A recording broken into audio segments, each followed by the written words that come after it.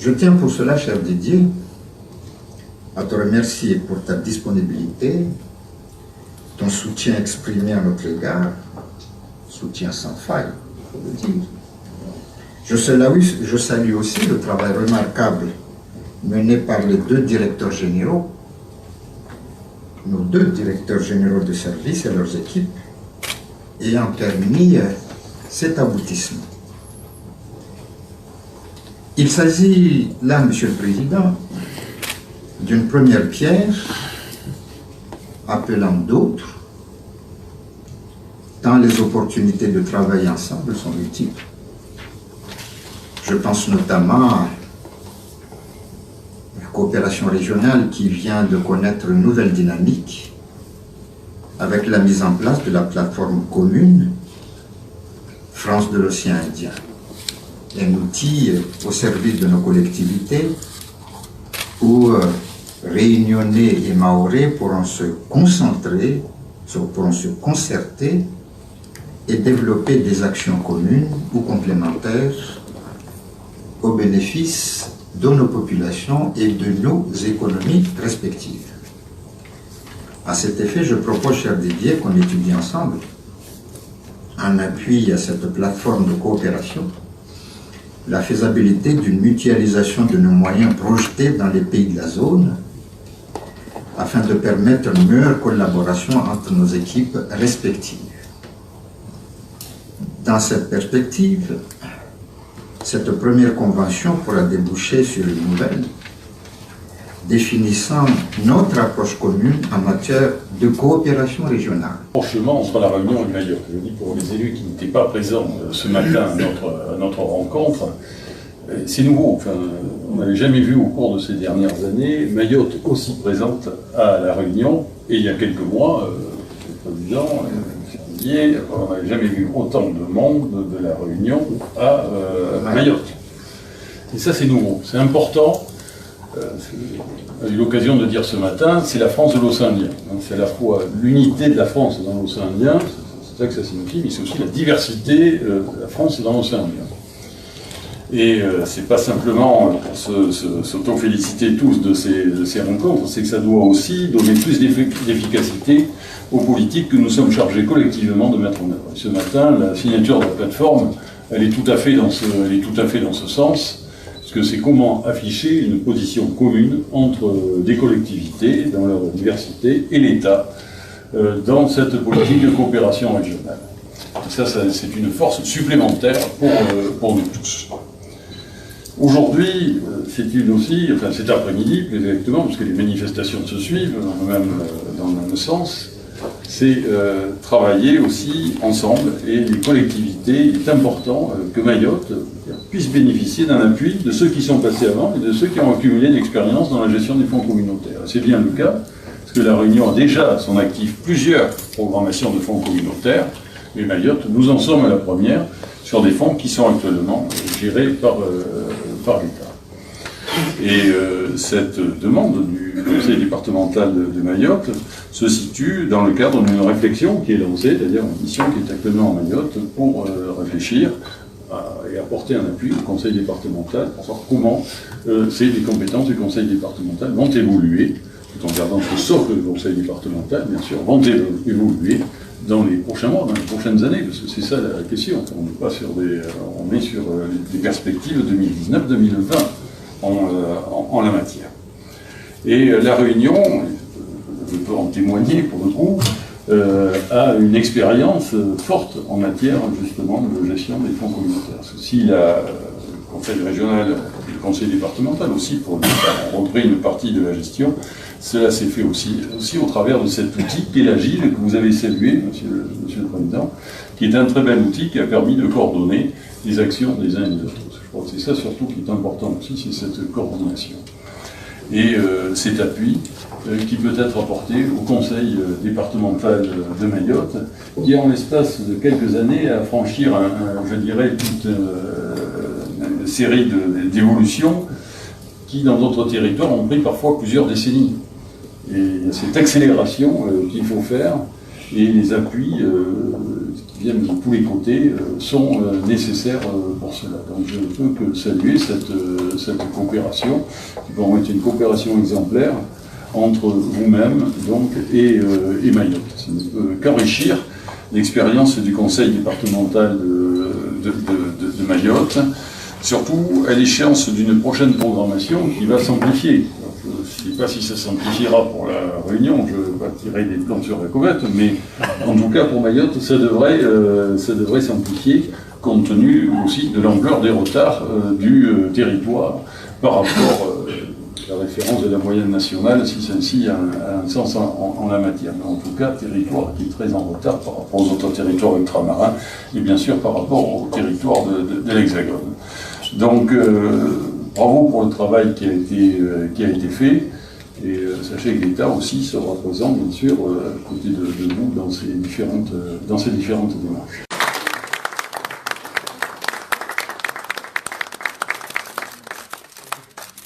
D'abord, il y a plusieurs choses qui ont été signées aujourd'hui. Il y a une convention sur la coopération régionale et sur la coordination, et là, une convention entre le Conseil régional de la Réunion et le Conseil départemental de Mayotte sur un appui pour la gestion des fonds communautaires. Tout d'abord, ce que je voudrais dire, c'est qu'aujourd'hui, ça montre que Mayotte est davantage présent ici à la Réunion, comme les Réunionnais sont venus aussi à Mayotte pour discuter de ces appuis. Ça montre qu'il y a à la fois, je le disais ce matin, une unité dans cette approche sur la France de l'océan Indien, mais qui repose aussi sur la diversité des territoires et les spécificités de chaque territoire. Et c'est un moyen surtout de se coordonner. Ce matin, c'était une convention sur la coopération dans la région, pour qu'on affiche une position française de façon beaucoup plus claire entre l'État, les collectivités territoriales, le Conseil régional, le Conseil départemental de la Réunion et le Conseil départemental de Mayotte. C'est mieux se coordonner, être plus efficace dans cette expression pour être davantage présent, globalement, collectivement, dans notre environnement de l'océan Indien. Et aujourd'hui, c'est aussi un autre élément, c'est comment la Réunion a une large expérience en matière de gestion des fonds communautaires. Ça fait plusieurs programmes qui ont été gérés ici à la Réunion, tant par l'État que par le Conseil régional Réunion et le Conseil départemental Réunion. Et donc c'est un moyen de coopération aussi entre collectivités. Ça c'est très positif, ça permet d'apporter un appui à Mayotte qui en a besoin, parce que Mayotte est obligée d'accélérer, d'aller encore plus vite dans son développement et de brûler quelques étapes qui parfois ont été plus longues sur d'autres territoires. Donc ça c'est très positif que les collectivités se connaissent davantage et s'appuient l'une sur l'autre. C'est de la coopération. C'est une expérience.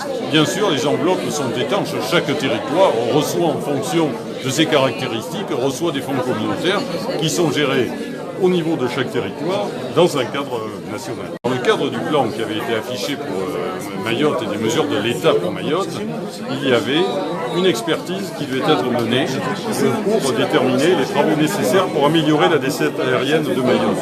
Ce rapport vient d'être rendu. Le président de la République l'a dit lorsqu'il a reçu les maires d'outre-mer et le président du conseil départemental de Mayotte était présent. Il y aura des décisions qui seront prises au niveau national et c'est un sujet qu'il abordera lors de sa venue à Mayotte au mois de juin prochain. Tout est prioritaire. C'est la sécurité à Mayotte. C'est la lutte contre l'immigration clandestine qui est prioritaire aussi.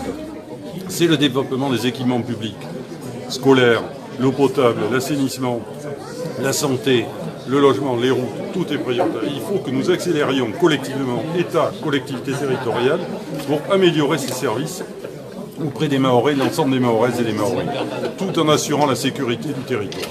C'est ça qui doit être mené, et c'est la spécificité de ce territoire, qui a un retard important par rapport aux autres collectivités d'outre-mer et par rapport à l'ensemble national, et on se doit tous de se mobiliser pour améliorer la situation. Pour le département, c'est fondamental, puisque comme nous l'avons indiqué dans nos différentes interventions, aussi bien de la réunion, de la région Réunion, du préfet de Mayotte, que vous venez d'interroger instamment, que pour le président du conseil départemental de Mayotte, c'est l'aboutissement d'un long travail entre nos équipes administratives, mais surtout une concrétisation de la volonté politique exprimée par nos deux exécutifs et qui vient, j'allais dire,